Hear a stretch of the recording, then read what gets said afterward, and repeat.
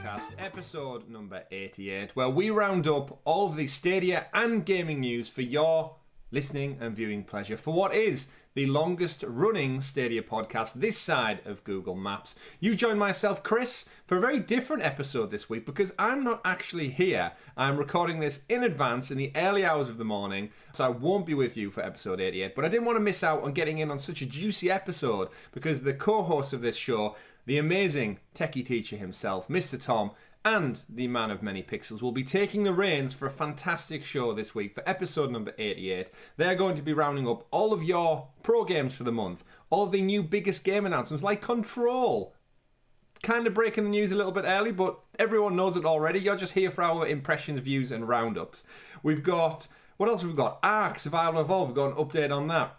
We've got the Blue Blair arriving, an amazing show lined up. So don't forget to click that like down below, click subscribe if you haven't done so already, so you are kept in the loop with all things sounds of Stadia. I'm here just so that I can say I've taken part in episode 88, and now I will hand the reins over to my lovely fellow Stadia co-hosts, Richie and Tom. Have a great show, gentlemen. Have a great week, everybody. I'll see you on the other side. Take care. Enjoy.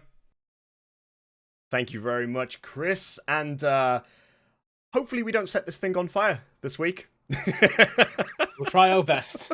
Absolutely. No yeah, so thank you very much for that intro right there. Obviously, things are going to be a little bit different, but it is still the same Sounds of Stadia podcast, just sans one member. And naturally, I think it's only fitting that we continue the tradition of keeping this going every week.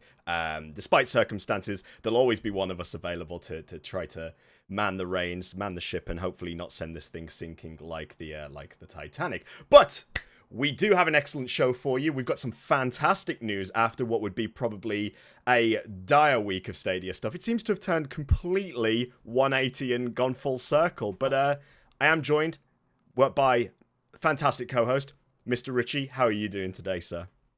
I'm pretty good. You're telling me to change around when we did what was admittedly a fairly pessimistic side quest on what games are coming to Stadia. Then like 2 days after we recorded, it's like, oh, the game's dropped now. I'm sat there going, oh god, this doesn't publish till Friday. Like, hopefully people understand that. Like, I don't think we mentioned Control at all in our episodes. Nope. And we've got news for you about that today. Absolutely. I think it's just one of those things, really, that, you know, we've talked about it again and again, time after time beforehand, but now that it's finally been announced for Stadia, it's just sort of like, whoa.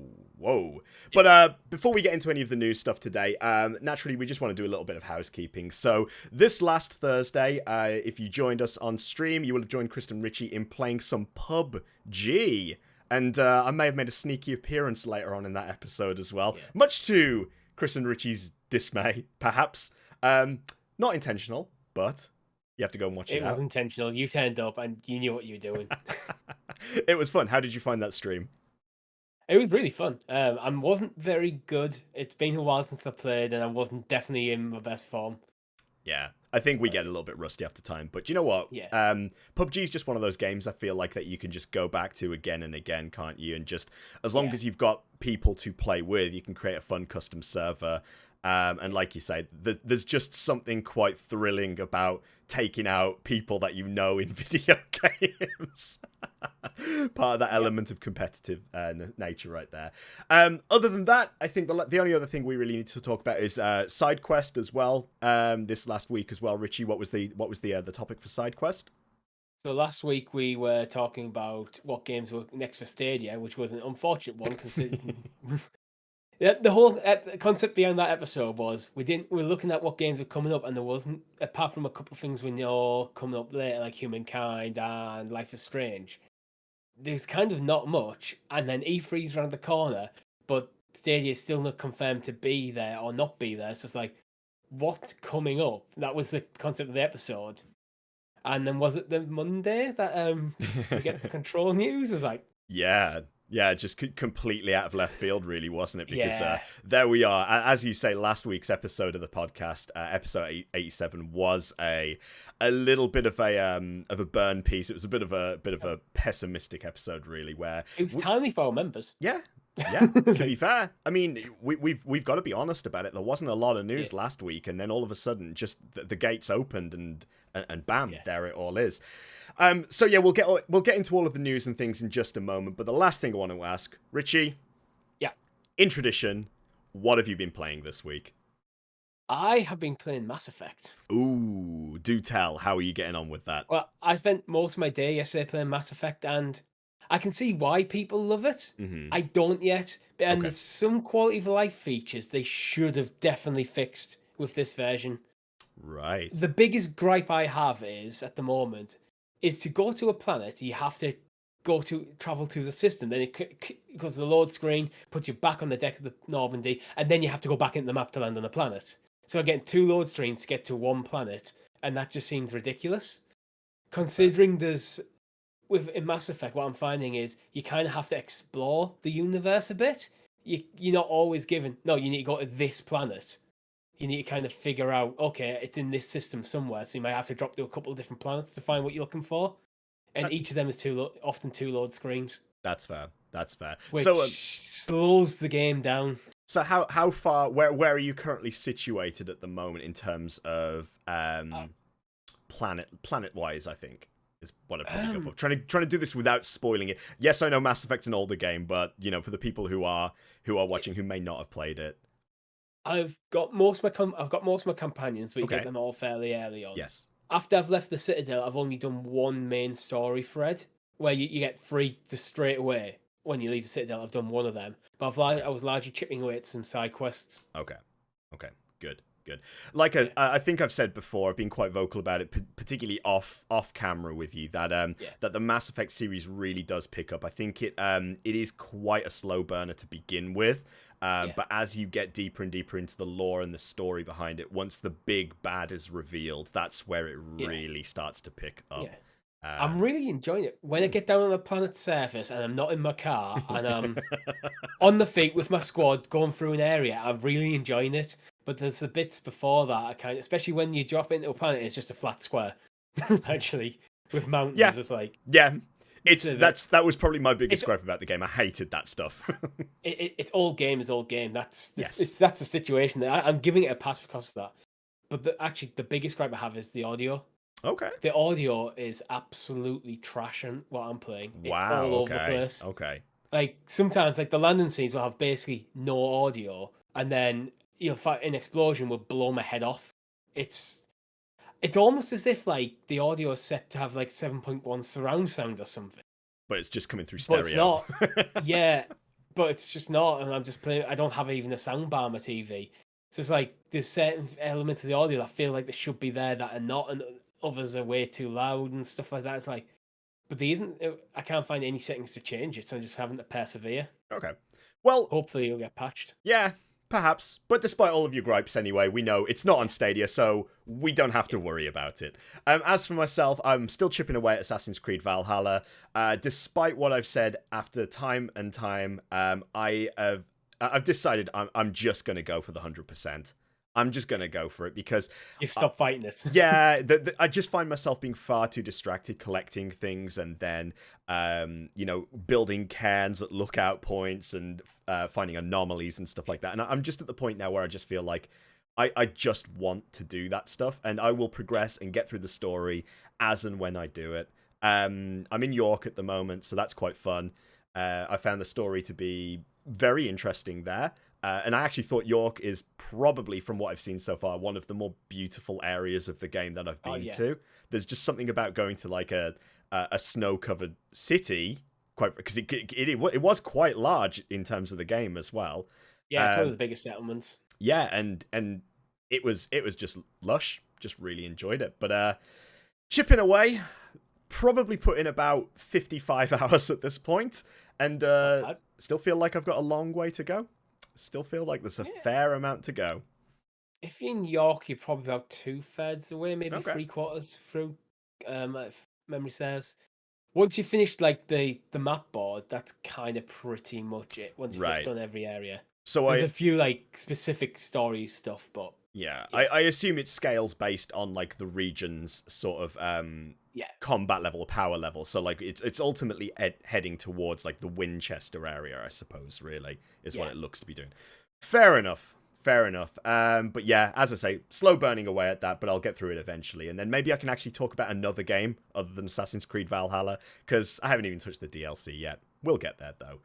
That being said, though, let's get into, you know it, you love it, every single week, the super sexy special Stadia Stories segment, aka, as soon as I find it, I'm looking... We said the news! The news! We said we wouldn't bend it down, Tom. And I'm just trying to keep Richie on his feet today, because I should have been prepared for that. It was actually right in front of me there. But despite that, I'm still just lighting the flame just off screen there. And what a week it has been. The very first thing I suppose we really need to talk about is we know what games we're getting next month for Pro.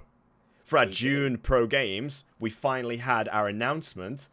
And it's an interesting bag, is what I would say. I think it's generally quite a good bag, to be honest. Okay. Okay. So let's we'll go game by game. Yeah, let's run through them game by game. So what I'll do to start with is coming June 1st, we've got 4 titles that are coming. We'll announce the 4 titles and then we'll break them down, like Richie says, game by game, so we can talk about them each individually. So in the This Week on Stadia blog post, which we received last week, it's been confirmed that for June the 1st, we've got The Legend of Heroes, which is the Trails of Cold Steel 3 title. So a nice JRPG coming. We're getting MotoGP 20, Blue Fire, and Chronos Before the Ashes. A few of those games have already released on the platform, so it's nice to see, once again, those games going pro. But before we get into breaking them down, Richie, any of those in particular stand out to you that you like, interested in? I did actually buy Trials of Cold Steel 3 before I started Dragon Quest, because it was between that, Ace, and Dragon Quest, which one I was going to play first. But then when I started playing Dragon Quest, I actually refunded it, so I'm quite happy. But actually, the one that stands out to me is actually Blue Fire. Okay. I think it looks pretty cool. Yeah. Yeah. I'm actually with you on that. It looks like a failed Zelda pitch, but they've made it their own thing, but it does scream indie game to me, but that being said... Well, it's got so much that looks like it could have been from like Wind Waker, only that with more focus on platforming, because ultimately it's an action platformer. Absolutely. So let's break those games down, I think, really. So if we start off with the game that you refunded, Trails of Cold Steel 3. So once again, a JRPG that was it was originally part of that batch that we had, wasn't it, when we first had the likes of Ys, Dragon Quest, and Trails of Cold Steel as well.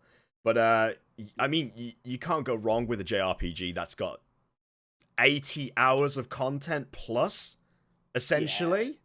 Arguably, I've never played one of the Trials games, but typically JRPGs, if you roll credits before 80 hours, you've probably just powered through everything. Like the JRPGs tend to be quite long games, which is one of the reasons I like them. You always feel like you get good value for money out of them. Yeah, absolutely. And I think, if I recall correctly, Trails of Cold Steel 3 as well is it's part of an ongoing franchise, hence the number, but it's also a title that has an overarching story as well. It's not like an individual sort of episodic game. It's very serial. You have to essentially experience some of them to understand generally what is going on. But that being said, it doesn't mean you've got to have played 1 and 2. Yeah, but that was actually one of the reasons why I decided to focus on narrow it down to East versus Dragon Quest, because without having played 1 or 2, it was like I kind of want to wait for 1 or 2 to come to the platform first and experience them. Or you could just watch a recap video on YouTube. But okay, brilliant. Is this one that you're definitely going to try out then as part of Pro? Or are we still taking that break from JRPGs right now? We're taking the break from JRPGs, and as I said, I'm currently probably about 10 hours into Mass Effect 1, and I intend to play the entire series. So there's probably about 120 hours, 150 hours worth of game in front of me. So we'll decide what we play next later. I think that's a fair bet, really.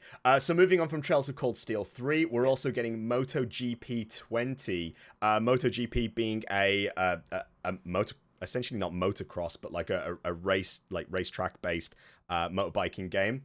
And I believe that MotoGP 21 is actually due out very soon, if not has just been released already. So to get the previous version for free is always interesting.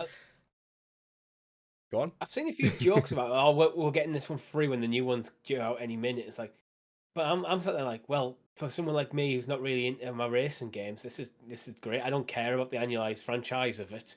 I'm getting a free racing game, and then if I really like this game, it might entice me to get the next one. So yeah, absolutely, I'd say it's a win. And once again, we know that the Stadia racing community is very big, and we know that it's just consistently hosting events. So for anybody picking up a game like this for free as well, if you try it out and you enjoy it, then by all means, look out there for the Stadia racing community too, because they host weekly events that you can find on Reddit and find on the official Discord, and these are the kinds of things that help build a community further. So great, another game in Stadia's pocket right there for the racing fans. Yeah, don't be surprised if we're playing this on Thursday. Yeah, I think that's a fair shout. Yeah. I'm not confirming that here, but it's likely. Quite possibly. Yeah. But we've still got to iron out the kinks on that. We'll figure something out one way or another. Moving on from that, we're also getting, as you've mentioned, Blue Fire as well, a 3D platformer, which I believe we did get announced for Stadia some time ago, but there was never any sort of confirmation that it was coming for Pro.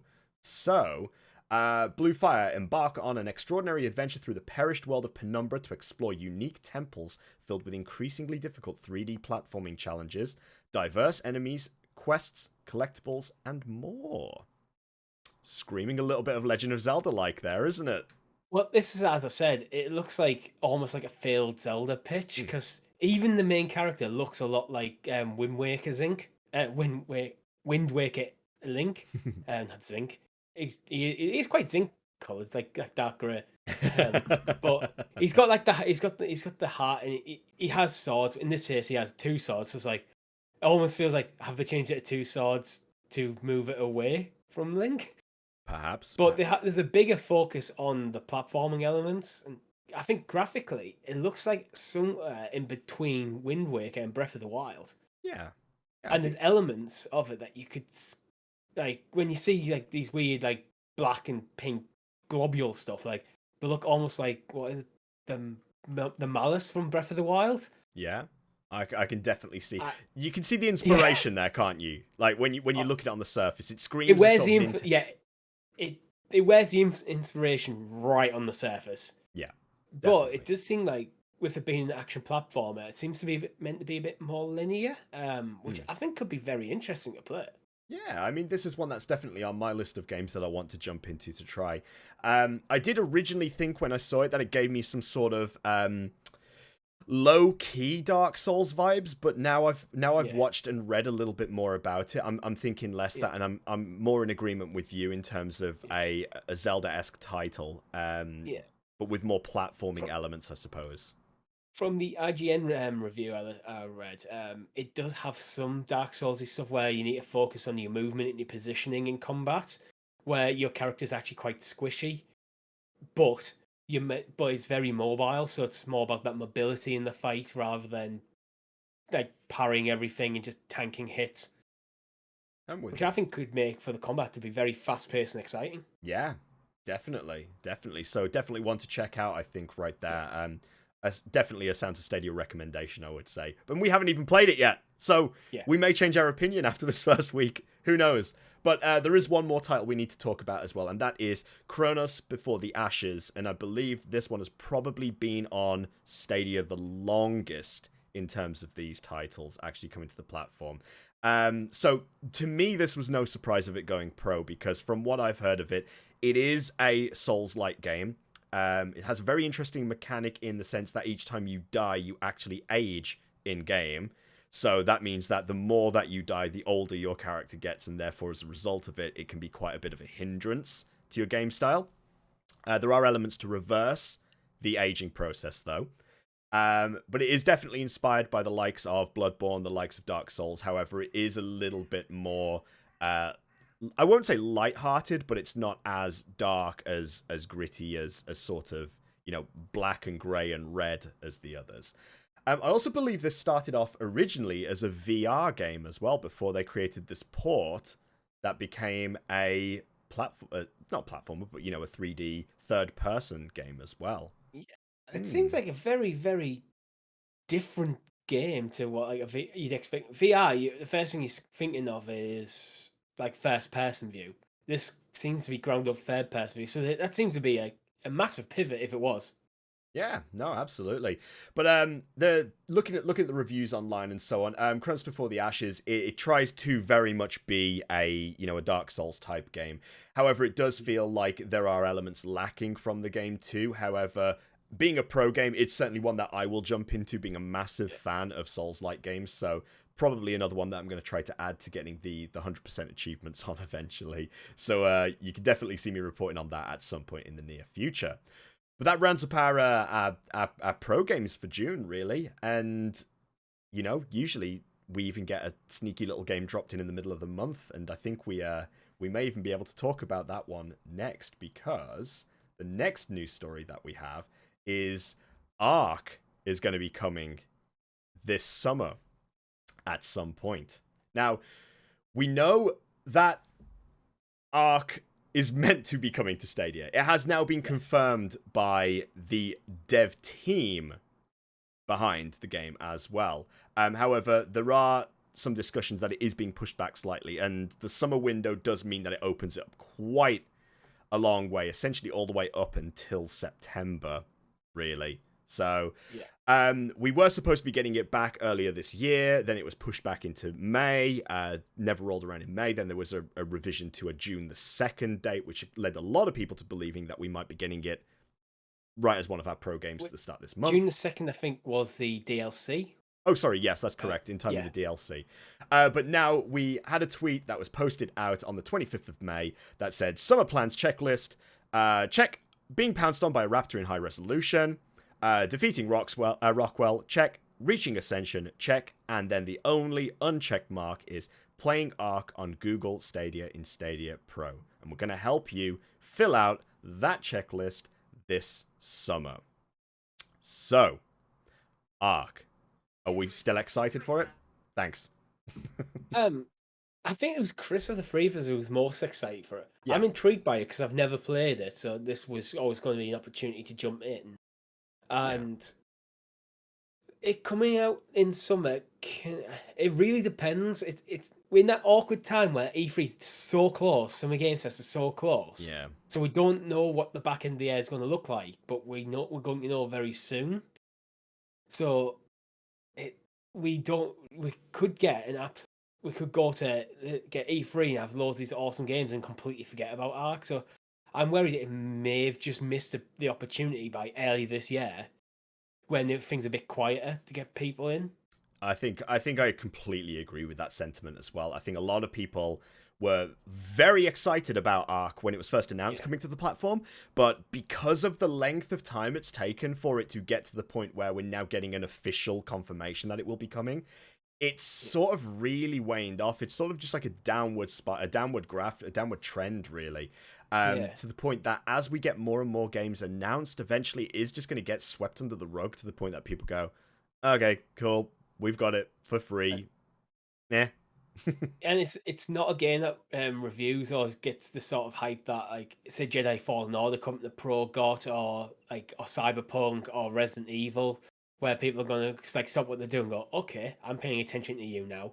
Yeah. I think Ark's one of them games that, because it's been out for a while, so it's likely to attract new players from Stadia, but players who are probably going to, I don't know, I just don't think it's. I'm not that confident by it. I get what you mean. I mean, these survival games definitely had a time and place, and I feel like there is still an element out. There's still a niche for it out there, particularly with the success of Valheim quite recently. Rust as well picked up a huge audience through Steam on Twitch. More so recently, and that now has a console release, I believe. Whether it's still in beta or not, I can't quite confirm. And Ark always sat quite nicely within that category of being very very niche in its own niche category, really. It would still be very nice to have one of these survival type games on Stadia, because I do think these sort of server-based games where you can go in, you can gather resources, you can build as you want to build, essentially sandbox within reason. is quite appealing. I must admit, it is one that I certainly will be jumping into to play, and I feel like we will get, a stream or several streams out of doing it, just to build up a community or have a little bit of fun with it, and we could plan some fun events.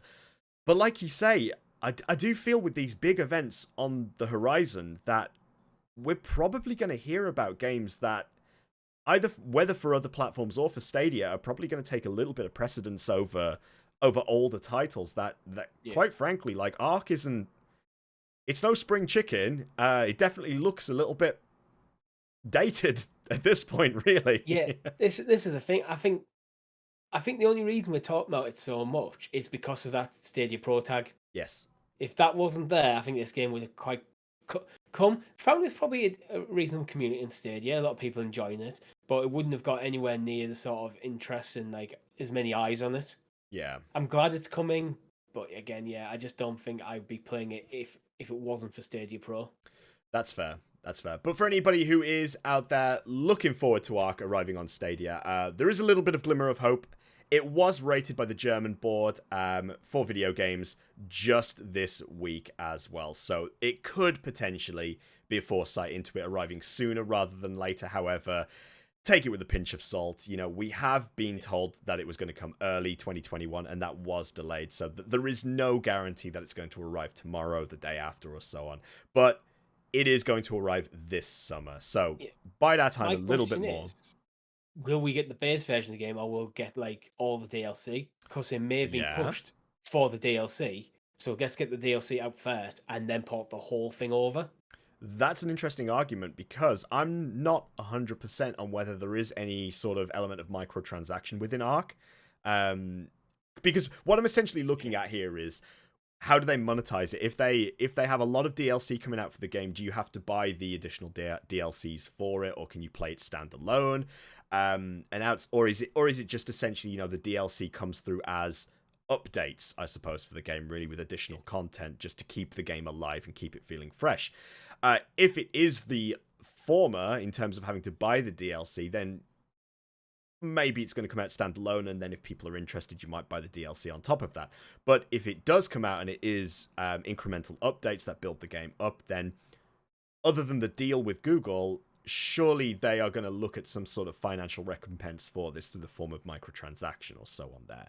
I don't know, but it might just be, here you go, here's all the game that is so far to get everyone on a level playing field, and then start bringing out expansions and new content from there and monetize that way. Well, that's fair enough. But hopefully it doesn't take so long that we all sit here and fossilize ourselves, because it's been long enough so far, and people want it. People clearly do want it, because the comments are still there. But again, the longer it takes, I feel like the more we're going to drop off. But that's enough for Ark. Let's talk about the big game that was announced more recently. It's finally arriving, and it's such a shame that Chris can't be here to talk about it. I know. Let's talk about Control. Finally coming to Google Stadia. Control. I mean, it was Chris's game of the year for 2019, was it at this point? Was it 2019? Was it so far ago that it was 2019? Possibly, yeah. Wow. Tough to think about. Out? I feel like so much time has passed in the meantime that I'm just looking at this and thinking, wow. No, surely... Was it 2019? The Ultimate Edition. Released, no, 2019, yeah. Wow, okay, so it's the Ultimate Edition, which we are getting to Google Stadia, which was released in August last year, and that is the version that came with the DLC, and was also... This is the version that had a lot of controversy on, because Chris had played the game, bought the DLC, but then because he hadn't bought the Ultimate Edition, he didn't get the PS5 update. Then it came to PS Pro, which just... I think that wound him up even more. Just a little bit, quite possibly. So Control, it was nominated, very critically acclaimed game by Remedy Entertainment, published by 505. And we know 505 have got a good relationship going on with Stadia at the moment. We're seeing loads of titles dropping on the platform. But if you don't know what Control is, believe you me, you need to go check it out. A corruptive presence has invaded the Federal Bureau of Control, and only you have the power to stop it. The world is now your weapon in an epic fight to annihilate an ominous enemy through deep and unpredictable environments. Containment has failed. Humanity is at stake. What will you regain? Will you regain control? Over 80 awards, fantastic game. Like we say, whenever we talk to Chris and he talks about some of his favorite games, he always talks about Remedy games in particular. And we've seen, we've been sitting here pondering for quite some time when we're going to get it on Stadia, because it was released on Nintendo Switch for cloud, like Switch Cloud before Stadia. And I believe it's also out on Luna as well. It was one of the launch titles with Luna Beta. It was launched on Luna, yeah. So, are we surprised it's coming to Stadia? No, because I think it's one that people have been wanting, and Remedy seem to be happy to put it. I mean, they put it on cloud for Switch, so that screams we're happy to put this wherever we're able to put it. Yeah, I think that's fair. We just had to sit and wait until it was eventually coming. Again, the community, I think, have been quite vocal about this, ever seeing the announcement for it coming to Luna, coming to Switch, arriving on cloud platforms. It's almost, in my mind, it almost feels inevitable that if it's coming out on one cloud platform, that it is going to come to others. The same can't be said for, Amazon first-party games, because that's their own IP. Yeah. But big award-winning titles like Control are the kinds of titles that we do want to see on Stadia. These are the kinds of things that get people talking, and, it gets people interested in the tech in particular. Now, that being said, because it is already on Luna, bear in mind Luna is locked to the US. And GeForce Now. And GeForce Now. To the US. Fair. That's a fair shout right there. How do we think this is going to affect numbers for Stadia? Do you think this is one to scream and shout about, like Jedi Fallen Order coming for free? I'm assuming this is going to be a purchase title. It's not going to be a free with Pro. I think so. This falls in the category of when Jedi Fallen Order came to Stadia initially. It will get a bit of hype. There'll be a lot of people happy to play it, because bear in mind, a lot of people out there only have one platform. There's a lot of people out there who only play Stadia, so this is perfect for them. Personally, I already have it on PS5 because of PS Pro, so I won't be buying this game because I have a version which... This is one of them games I wish it came out we got the announcement a couple of weeks earlier, because it would have been perfect for our conversation around about, is Stadia next gen? Good shout. Because with me having access to the PS4, PS5, and then if I could access the Stadia version, the comparison would be fantastic to see where that falls. I think that raises a very good question in itself right there. Despite the fact that we've talked about it as part of SideQuest already, do we think we are going to get the version that has been released for the next/current gen platforms, the PlayStation 5 and the Series X? Or do we think this is going to be more akin to the cloud version, which ultimately is also available on Switch and on Luna? What do you think? I think we'll get the exact same version as Luna and GeForce Now. Okay. I don't think we'll get the same... Well, we absolutely won't get the same version as PS5, because PS5 has ray tracing. Yeah. I think that's a fair assumption to make, isn't it? If we can get as good as the PS5 with ray tracing turned off, then I'll be happy. Okay. Because to be fair, on PS5, it's worth remembering as well, there's a toggle between performance and graphical mode. Ray tracing is only on graphical mode, which caps the frame rate at 30 frames per second. Okay. So chances are, most people playing Control will switch on ray tracing for half an hour, look at the pretty visuals, then switch it off to get that 60 frames per second. Interesting. Which is that actually makes me think what again. I was doing, and I think, Yeah, that makes me think again a little bit more about... So do we think that when we receive the version on Stadia, again, we will have, quite similar to Cyberpunk, I suppose, really, the two the two graphical toggles where we have the high frame rate or the high performance, where we have a 1080 60 and a 4K 30? Possibly. I hope it just... I don't know if there's any other changes with the high performance mode on PS5, or is it just ray tracing? Because ray tracing, if you switch it on, and it does have such vast improvements across the board, especially with things like reflections. Because when you open up, you're walking on a marble like tiled floor, and when you switch ray tracing on, like the reflections and stuff just stand out so much better. Yeah. I hope it just gets the performance mode at least. If it gets the performance mode from the PS5 version, so You got everything apart from ray tracing at 60 frames per second. Then you can count this as a win. Okay. Okay. I think that's Yeah. it's an interesting thing when we talk about ray tracing as well.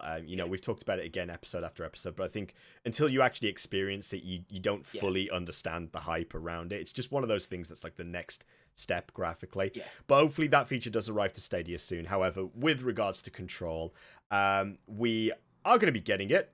We've only been given the release of summer 2021 once again, so you can expect it this side of September, really. But until we get a little bit more information, all we know is it's coming to the platform. And like you say, I think it's a good assumption to make that we're going to be getting the cloud version that we see on the likes of GeForce now and on Luna as well. That being said, again, just to wrap things up in terms of like the graphical capabilities, what we've got to understand really is if you get it on a PC, you've got so many different sliders and so on that you can affect, that you can sort of customize. With these cloud-based versions, it's typically sort of like a locked set, isn't it, really? It's just like, this is going to be your performance, this is going to be your high frame rate, or your graphical settings here. But that being said, definitely a game to check out. I'm sure Chris has got plenty of words for next week's episode where he'll come in and talk about Control as well. But as you heard from the intro, one that he absolutely loves and can't wait to see on the platform. Definitely one that I'll be trying as well because I've said before, I've never played it. But I don't have PS5. I haven't played a lot of it. I only played like maybe about 5 hours or something. Then something else captured my attention instead. But it's one I do want to go back to. Yeah. Yeah. Fair enough. And looking at things that are coming in the future as well, we'll now move swiftly on to our next news story, which is Far Cry 6 is now dated for the 7th of October. And it looks pretty sweet. It looks fantastic. So this last week, we actually had some gameplay footage released, as well as some more cinematics. And I have to say, I've not been that hyped for a Far Cry game before, but from what I saw of this, there's just something about Giancarlo Esposito that just really gets me like hyped for him being a villain. The story seems great, and it just looks really, really good. Did you have a chance to look into the deep dive video, Richie? I didn't actually. I must admit, Far Cry is one of them franchises I just tend to appreciate from a distance. I've never really jumped in too much, apart from our first look at Far Cry. But literally, that's all I played. The Far Cry 5 is on this. It's hosted on our YouTube channel. That's fair enough. But there's so many different things that were released during this video as well. We got to look at a little bit more of an introduction to some of the characters, including the protagonist that we'll be playing as, and sort of the group of rebels that you'll be part of in this war-torn country, essentially. We'll be looking at some... there's some amazing things to go on in there. We're pulling things straight from a Eurogamer article here, where you can do things like have a pet crocodile in the game that you can set off and sick on other things.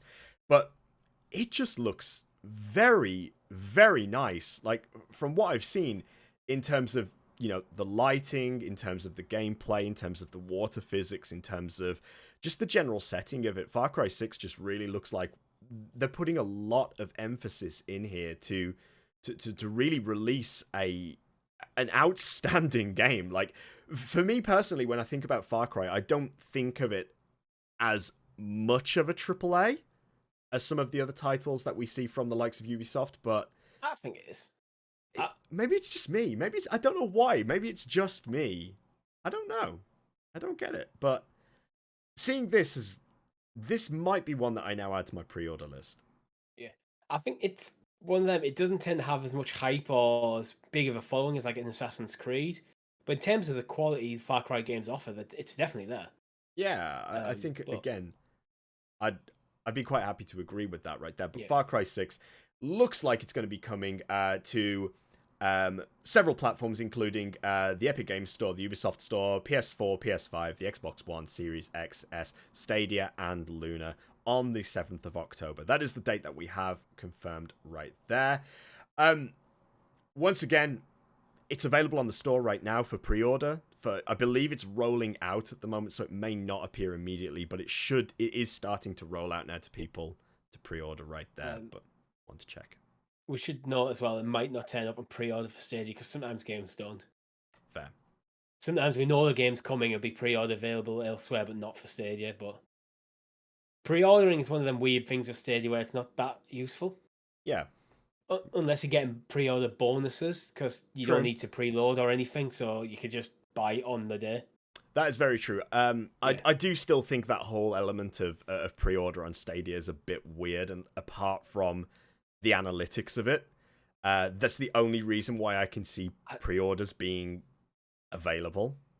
Yeah, I if I was Stadia, I'd have any game coming that available for pre-order because it's just kind of expected it would be there. Yeah. Even if it's not that beneficial, because the thing is, if you see it as if you don't follow the news on Stadia as much as like we do, and you scroll for the store and it's on pre-order, you might be tempted to just click it. Where, if not, you might pre-order it on another platform. True. Now, moving quickly on, and I say quickly with an intention to talk about last week, it was also the 30th anniversary of Sonic the Hedgehog. And as part of that announcement, there were loads of things talking about, the history behind Sonic, new animations, remastered games to an extent, and also a teaser of a brand new Sonic game coming out. Yeah. But also, we had a little bit of a taste of Sonic coming to Google Stadia. Just not in the way that we thought we would. Yeah, this is one of them situations. If you sat there going, "Oh my god, Sonic's coming to Google Stadia," Don't get that no, right yeah. now. Just take a step back. Sonic is happens to be coming to a game that was already coming to Google Stadia. Yeah. That's what we've got here. This is not Sonic coming to Stadia. This is just like, well, the game's on Stadia anyway. It is, absolutely. So, just to confirm what Richie's talking about there. So, last week we were also told that we are going to be getting Tokyo 2020 Olympics coming to Google Stadia. It's one of the games that you could play several different Olympic events throughout, from table tennis through to track and field, pole vault, swimming, etc. And it looks like they're going a little bit cosmetic with this game, where you can have, different outfits. You can customize your character as you're playing through the Olympics, representing whatever country. And Sonic is arriving, just not in the sense of Mario and Sonic at the Olympics, but more in the sense of you can dress up as a Sonic the Hedgehog mascot. And let's be clear. This is. I personally think it looks terrible. It looks like a man in a Sonic suit, but that is clearly intentional. I think it's the wrong intentions, personally. Like, just give me Sonic, and like, it's such a weird idea. Oh, let's bring Sonic to the Olympics, but let's just put a guy in a Sonic suit. Yeah, absolutely. It felt a little bit cringe, I have to say, to a certain extent, watching it. I was just a bit like, oh, ooh.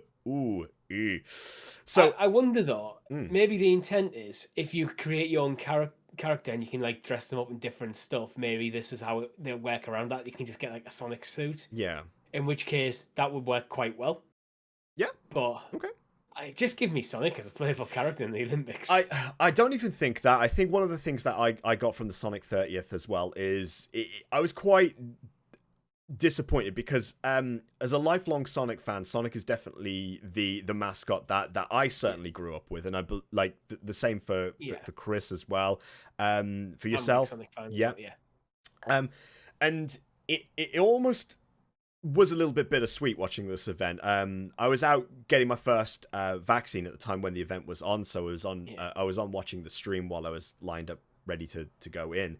And we got to a point where they were announcing that they're going to take some of the Sonic games, the more recent Sonic games, and put them in more places. The titles in particular were Sonic Mania, which I know all three of us thoroughly enjoyed, Team Sonic Racing, and more recently Sonic Forces. Now, those three games are now being moved to new platforms. Those platforms all happen to be cloud gaming platforms.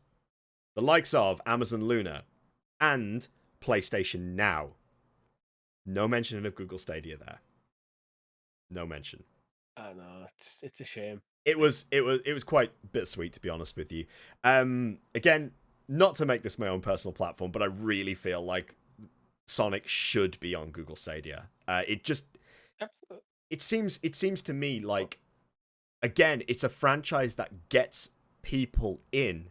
The Sonic games, like how many times I have bought remastered versions of Sonic games is ridiculous. They're bringing out a port of Sonic 1, 2, 3, and Knuckles as a collective, which is And just CD. Yes, and see, I don't care about CD. Okay. 1, 2, 3, Knuckles as a collective, like that's all the yes.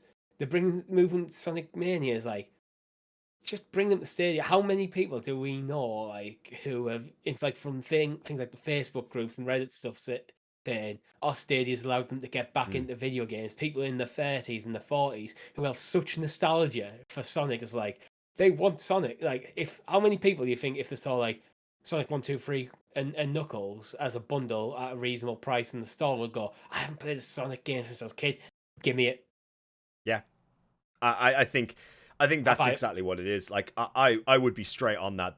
It's been a long time since I last played one of the original trilogy or 3 and Knuckles, and it would be so good to go back and experience that again. And that's not going to be strenuous on anyone's internet connection. It doesn't have to be a 4K resolution being streamed to your phone or your laptop or so on. You know, you can. It's pixelated graphics from the early 90s, essentially. Yeah. It can't be difficult to port that, surely not. So I don't know. This feels like I think this feels like very much in Stadia's ballpark. Yeah. They just whatever Sega are asking, Stadia haven't been willing to pay, but GeForce Now, Luna, Xbox, PlayStation, they're all happy to pay it. And if that's the case, then that seems like a very poor business decision. Yeah, for me, my business decision for Stadia was Sonic Mania is going to be Stadia Pro, because that would be. Imagine the hype around that. Like, oh yes, Sonic Mania is coming to all these platforms, and it's going to come to Stadia Pro. Yeah. They you just won. Pretty much, absolutely. You've just won the Olympics with Sonic right there. Yeah. Good reference. But yeah, no, it would be fantastic to see more nostalgic games like the Sonic franchise on Stadia. And yes, okay, we're getting it. Just like I said before, it's just not in the way that we originally set out to be. So you can expect to see Sonic racing around the track in Tokyo Olympic Games 2020 when that arrives on Google Stadia once again sometime later this summer. But we want to see the real thing. We want to see that blue blur on the platform. And I think I have to say it so carefully, because I'm biting my cheek while saying it, about how it really, really should be on the platform. If we're getting it on PlayStation Now, you're getting it on Amazon Luna. Oh. I can only hope, Richie, that they're saving this news once again for a later announcement, because again, it seems so surreal. I'm not going to dig into that, but we know that's a mistake. Like, why save these announcements? Just when everyone else is announcing something, you need either be amongst it, or we assume it's not coming. Yeah, like definitely. And I just think, looking at that, we think about games that are going to other platforms, but we'll move on and we'll start talking about games that you'll be able to play regardless of platform with other people. That is, I'm talking about crossplay.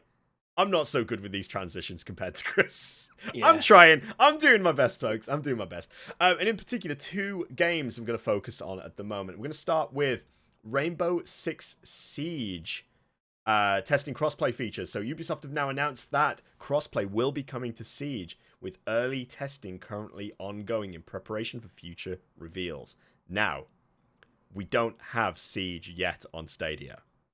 We don't. We have. But this is one I think we can start getting very excited for. Yes. Because there's a Ubisoft Forward on the 12th of June, and we know Siege is going to be there. Yes, absolutely. Very recently, Siege Apocalypse launched as well, which was one of the new updates for Siege. We know Siege is going free to play.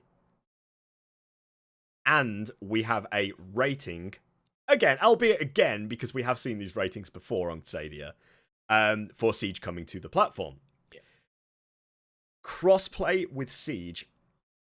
I don't know whether cross-progression. And cross-progression, yes. That's something that's very much worth pointing out, because if you're playing Siege or have played Siege on another platform, you can play it wherever you want. Yeah, you can take your entire progress on your account to any platform that you want. Yeah. Again, So, to me, it just seems like Ubisoft know what they're doing.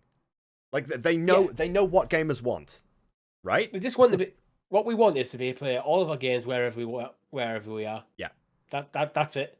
So Yeah. if you're predominantly a PS4 or 5 player of Siege, and then you go on a business trip, you can just switch over to Stadia.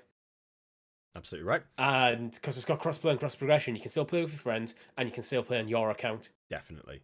So we Like, want to... That's just wins all around there. Absolutely. So we want to keep our fingers crossed at the moment because we do know the Ubisoft Forward event is coming. We are hoping that we finally see Siege on Stadia. But on Thursday, the 27th of May, we did see the official Siege account tweet out to say, specifically, crossplay between PC and cloud gaming platforms, plural, is currently being tested. So I actually misspoke there because if you're a PS4 player, then you still won't be able to play with people on Stadia. That, at the moment... You get your cross progression, but you won't get your cross play. At the moment. Yeah. We'll talk about that when we get to the news story a little bit more. Tune into the Ubisoft Forward on Saturday, June the 12th for more information on Rainbow Six Siege's plans for cross-play and cross-progression.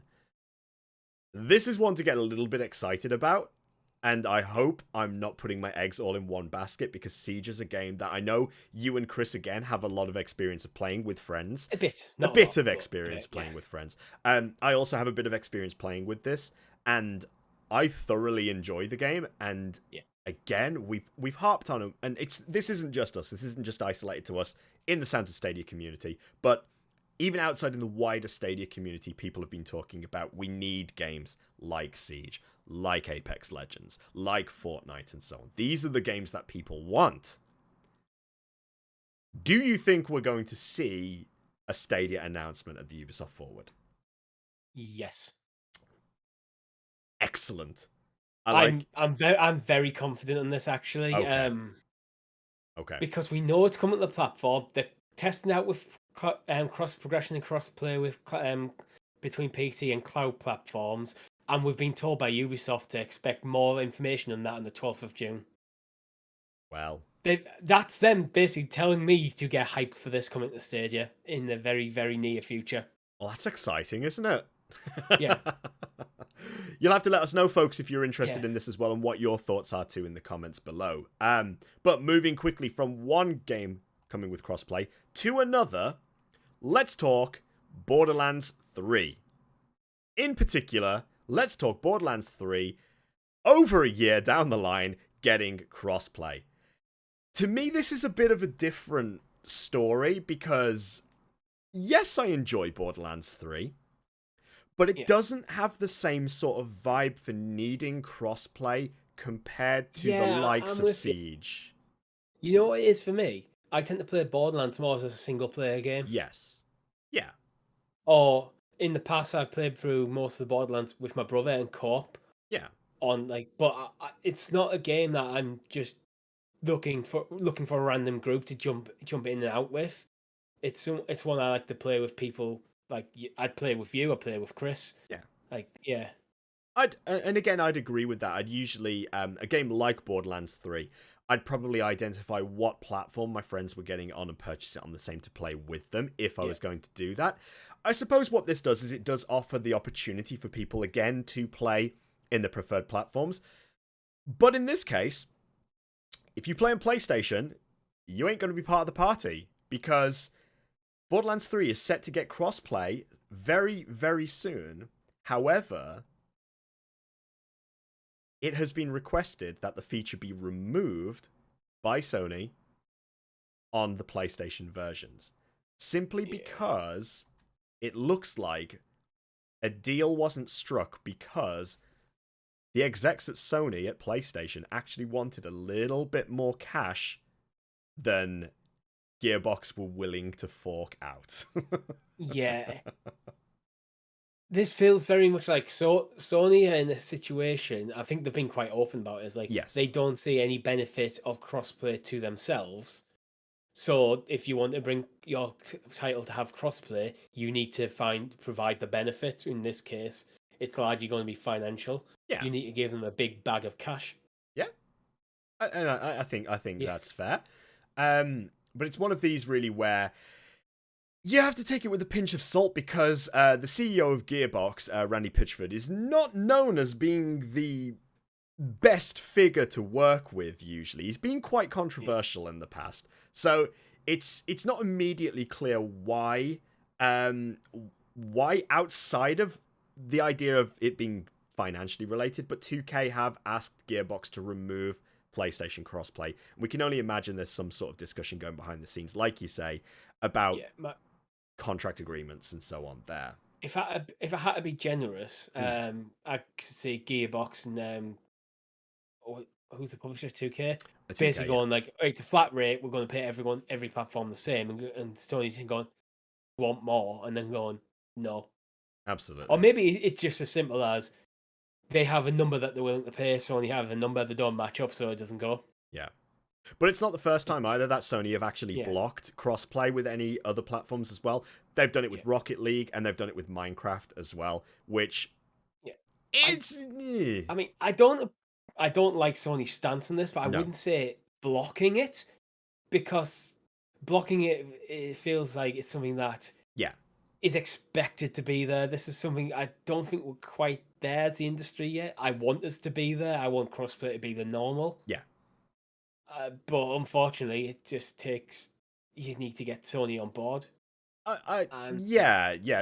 an extent, I would agree with that. But I do feel like we're now approaching the sort of age, really, of crossplay being standard, which I'm actually a lot for, and I actually think it's 100% for. Yeah, it's definitely we can both agree. I'll speak for you here and say Stadia needs it. Like, Stadia really does need crossplay. So if you do happen to play Borderlands 3 on Stadia and you have friends who play on other platforms as well, then look forward to actually being able to play with them, unless they play on a Sony console, unless they play on PlayStation, in which case that's it.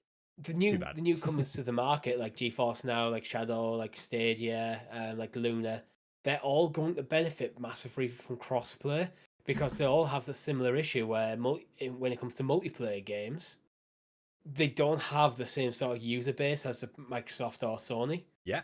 But how do you compensate that? You compensate it by grouping them together and just let everyone play it with everyone. Yeah. And then suddenly they become viable multiplayer platforms. Because how many multiplayer games have we seen in Stadia that have suffered because they don't have crossplay? I think it's only really Destiny 2 that seems to get away with it. True. I think you are right there. And with Destiny 2 getting crossplay very soon, in fact, right at the end of the week, Thursday and Friday, Destiny 2, they reactivated the crossplay as part of a crossplay beta with a specific dungeon playlist that you could play with people from other platforms. And I had a chance to jump in, and I played with people on PC, I played with people on Xbox, and we completed things absolutely fine without a hitch. So we know crossplay is coming to a lot of these games now, and it was really nice to be able to go on Stadia and jump into Destiny 2 and just load into a dungeon, into a Vanguard mission with no wait time whatsoever, because you're taking arguably hundreds of thousands of people from different platforms and putting them into one basket, which just means there's so much more opportunity for matchmaking to be achieved there, really. And think about if something like Destiny 3 was coming out and you're like, you had a bunch of friends all excited to get into it, and you can't afford the £400 for the platform they're playing on, then crossplay. It's gone crossplay. You can just play on anything. Like, I'll just play on Stadia, and then you're in, and it's problem solved. Like, I think you're absolutely right, particularly when we're getting games on Pro or free on the platform as well. I do think, actually, just reading through this article too, that when I do think of other games that are now free to play, with the ability to have crossplay, I do now see, and I've never really thought of this before, that an ideal game to come to the platform might be something like Rocket League as well. I do feel like that would also benefit from being on the platform and being able to take it anywhere. It is free to play now on the Epic Games Store too, and it has full crossplay. So maybe that's another one we need to see there. Rocket League, I think, it also helped bring in a bit of a younger audience to Stadia. Yeah. So that's just us thinking outside the box here, really, though. But as we are starting to close towards the end of the show here, we've got a few games that have been rated for Stadia. We've got games that may be coming to Stadia but haven't been announced yet. And Richie, I do want to talk to you about the next one in particular, because I know we are both JRPG fans, and we're not talking about Trails of Cold Steel. This past week, Dragon Quest XII was announced. But that's it. It was. Yeah, I did complete Dragon Quest XI. Yeah. And I enjoyed it. I wouldn't say it's a game I loved, though. Mm-hmm. So I'm not exactly that excited for Dragon Quest XII yet. Okay. Especially since all we've got is a title card. Yeah. The title card, however, does make it look a bit more gritty, a bit more serious than 11 was. 11 was a bit tongue-in-cheek in some places, quite cartoony. Yeah. So we'll have to kind of wait and see on that. But the one that I'm actually slightly more interested in is Dragon Quest III. Okay. So just to confirm right here, Dragon Quest III is also getting an HD 2D remake as well, which looks quite pretty. So it looks the very HD pretty. 2D stuff is think Octopath Traveler. Yes. Yeah. And I think this is such a good way to bring new life to these old games. It's like, because then it keeps like the way the game feels and plays from the old games. It gives it that bit more of a modern touch without losing its charm. It's like when I played Octopath Traveler, it's like, this is the best way to play a retro 2D JRPG. Yeah. It does look fantastic with that sort of like 2D on 3D environment where we're still keeping true to the 2D graphics of it, the sort of pixel art that the old school JRPGs are very known for. Just look back through the Dragon Quest games, through even the Phantasy Star games and the likes as well, and the Final Fantasies naturally. It looks really good. Like it does. Visually, it looks impressive. My biggest question is, why are they bringing 3 and not 1? Yeah, that's also it feels like, I wonder if 3 is just like traditionally the better seller, because I'm not that versed in Dragon Quest. 3 might be like considered like the pinnacle of the retro titles. Yeah. But it almost feels like, well, you just start with 1 and start giving them all the treatment. But it's such an interesting trend that Square Enix are taking lately with these games that it gives me hope that they may be looking deeper into the catalogue at the older Final Fantasy games that, we obviously had remakes for the likes of the 3DS and the DS, didn't we? With souped up graphics. But I don't know. I would almost like to see them do it again. Yeah, well, I haven't played most of the earlier Final Fantasies. I think the earliest one I've played in any real depth was 6. Yeah.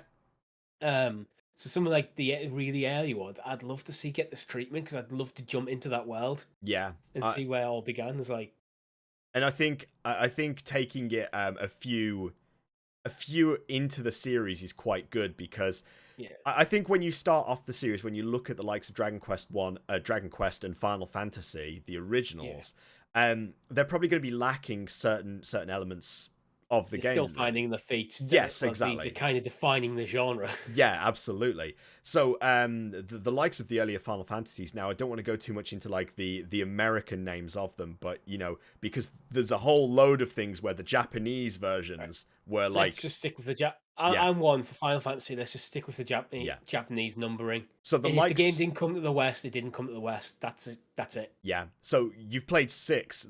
6 was probably for a lot of people very defining. Whereas 7 was sort of like bringing it into a new era. 6 was very much sort of like the definition of Final Fantasy. But even before that, 3 and 4 were such good games. In particular, looking at 5 as well. 5 was very out there because you actually had all of your characters and a job change system for each of them. Yeah. So you could pick, like, your main character could be a warrior or a black mage or a red mage or a thief or a dragoon or a paladin, and you could do that for every character in your party, and there was so much diversity you could have there.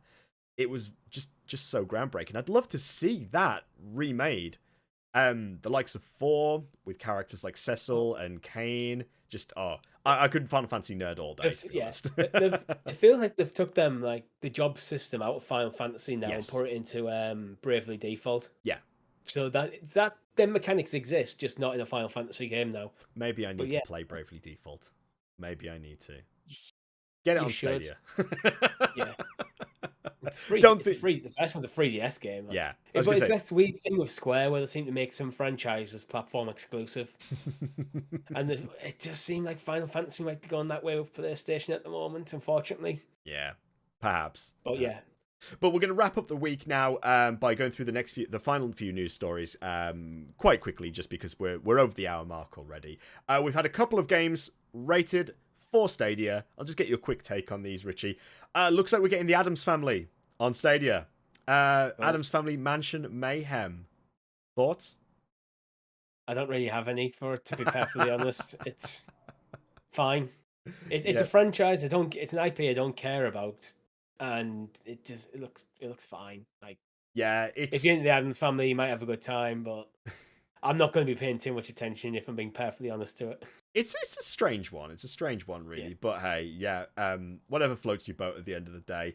It looks like a fun little game. It's clearly targeted towards a specific audience. It's a little bit of a fun platforming collectible game that the likes of your Crash Bandicoot, your Spyros, and so on, but with the Addams Family label on top of it there. Not one I'm personally excited about, but hey. I highly expect the best thing about that game will be the intro. Yeah. Because they have to use the song. I would say that as well. And Richie, one you might be a little bit more excited about as well. We're getting Paw Patrol, Mighty Pups, Save Adventure. Finally! Finally. It's a bit of a long title. Paw Patrol, Mighty Pups, Save Adventure Bay. There we go. You know what? I'm all for games that are clearly aimed at a much younger audience coming to the platform. Not every game is going to be for me. And like, this might be a game I have a bit of fun playing with my nephews if it comes to Pro. Yeah. And we know the young audience, the really young audience, love Paw Patrol. Like it's such a thing for them at the moment. So another one to add to the list of the games that are coming out for the kids. Let's be honest, for the kids, and we've got to remember that they are the next generation of gamers. So getting games on the platform is good for the longevity of Stadia. Really. And Chris's punishment for not coming to this episode is he has to do a first look on it. He's going to do a first look, guys, of Paw Patrol. Don't hold him to that. We're not holding to that. You heard it here first, folks. I had to throw something in there to wind him up because we've been largely quite nice to him. We have. Yeah. But yes. 2 final news stories for the week. It looks like the Premier Editions are still going out for free. This time, if you buy a OnePlus mobile phone in the EU, you're also going to bag yourself a nice little Premier Edition. So if you're still on the fence about getting into Stadia or thinking about what phone to get, maybe you could get yourself a 2-for-1 deal, get yourself a OnePlus phone, and if you're in the EU, you'll also get yourself a nice little Premier Edition. And we always like this, I suppose, don't we, Richie? Because it's the way of getting the controller and the getting more people into the ecosystem too. So. Yeah, again, I think this is one where I still think they're cleaning out the shelves of the old Chromecast Ultras. Yeah. And they're going to keep doing these sort of promotions and holding off on porting Stadia to Sabrina, to Google TV, Chromecast with Google TV. That mouthful. Yeah. I think they're holding off on that launch until they pretty much get a certain threshold and they can just, Chromecast Ultra is now finally gone. Fair. That's fair enough. Yeah. Absolutely. And hopefully that launch on Chromecast with Google TV is imminent now. I just had the realization earlier today that I've got the Ultra on my TV that I've just wall mounted and hidden the cable into the wall. But ultimately, I would like to swap it out for a Chromecast with Google TV just because I like the interface better. When was it? It was like November. It was, yeah, right before Christmas.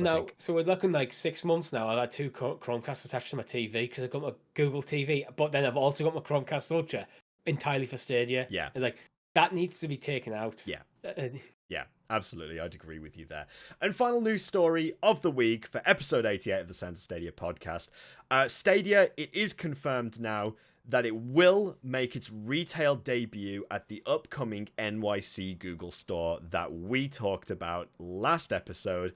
We looked at that image. We had to do a deep dive into the image. We had to do some proper CSI level zoom in, enhance, and all of that. But it is now confirmed that Stadia is going to be sold at the NYC Google flagship store when it launches. Yeah. We have confirmation from the ground. People have been up to the windows and taking pictures, and you can see it clearly right there. Stadia branding, backlit, controller, phone mount with the claw. For audio listeners, yeah, as Tom says, there's a controller with the claw mounted. Looks like there's also a TV in there, so people in the store will be able to get hands-on with Stadia. Which is great. Which again, right? this is what we've been saying for ages. Like, they need that physical presence.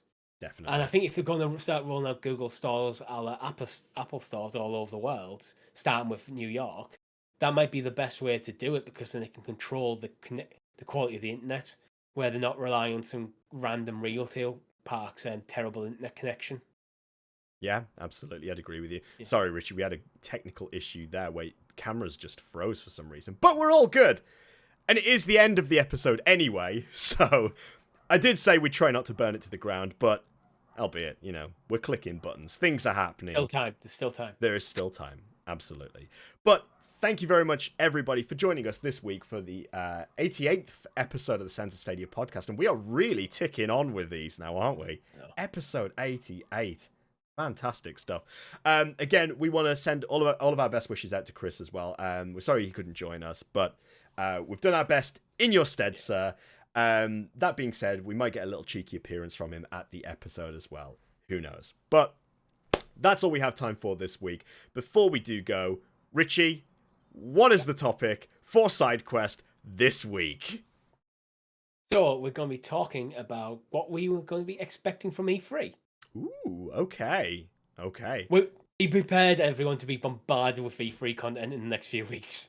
It's that time of year, isn't it? Yeah, it's that time of year. This literally all the news is going to be E3. Not to give you any behind-the-scenes stuff here at Sounds of Stadia, but we have this sort of thing where, as we approach summer, there's certain things that we like to talk about quite a bit. So yeah, you can expect all of that as part of the Sounds of Stadia side quest, which we will be jumping on and recording shortly. And other than that, just make sure, folks, that, you keep checking us out on all of our social medias. You can find us on Twitter at Sounds of Stadia. You can find myself at DaxisLP, and you can find Richie where?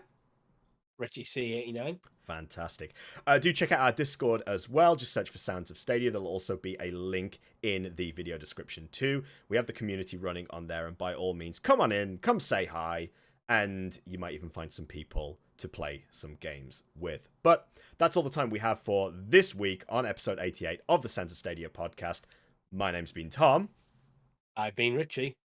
And I've been Chris, sneaking in right at the end here just to say thank you very much for your support through this episode, to my amazing two co-hosts, Tom and Richie, for getting this one in the bag, episode 88. And a big shout out to all of our Sounds of Stadia members as part of the membership club. I just want to name drop you all, basically, because you're such an amazing group of people. Jack to Slip, Raging Jacob, Dry, Sammy in the Cloud, Crazy Bad, Jin Hood, Dom, Luke Langlands, Chris Flounders, Firestorm CZ, Dave Windall, Michael Richardson, The Gaming CPA, Clive Illenden, Club Stadia, Consignio, Brendan McBee, Michael Perkins, James Thorne Wallace, Adam Richards, Mini Dolan, not Large Dolan, Mini Dolan, James Pearson, Fabled Alpaca, Ashley, GRS, Kumnar, Holly Pops, Steve Nelson, Alistair Stevenson, João Pinto, Barry Jackson, T. Atwell, Rob M, Nathan Bain, X2I, Mr. Dan Wheeler himself, Alexander Smith, Bjorn, Ashes to Ashes, Link TV, Louise, Lee Reed, and Simon Foster, rounding out a phenomenal list of Stadia players and fans of the membership club here at Sounds of Stadia. Don't forget, if you want to support the channel a little bit more, do click join below on our YouTube videos to join for extra stickers, extra badges. Join our Discord chat, folks. It's an amazing community full of amazing people. Thank you very much for your support. I will see you next week. Thank you once again to Tom and Richie. You're all amazing. Enjoy. Goodbye. Don't know why I went so slow at the end there. Have a great week, everyone. Take care.